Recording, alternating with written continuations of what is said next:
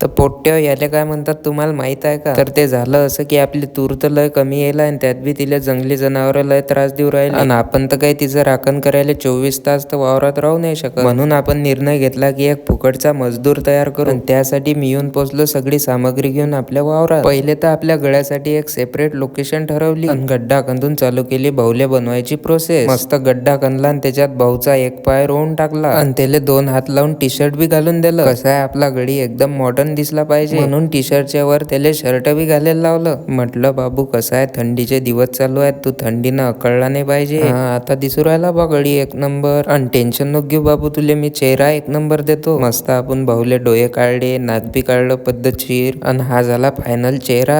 आणि का रे जमला की दाया चेहरा? हो राजा मालिक, मी तर तुमच्याहून बी चांगला दिसू राहिलो.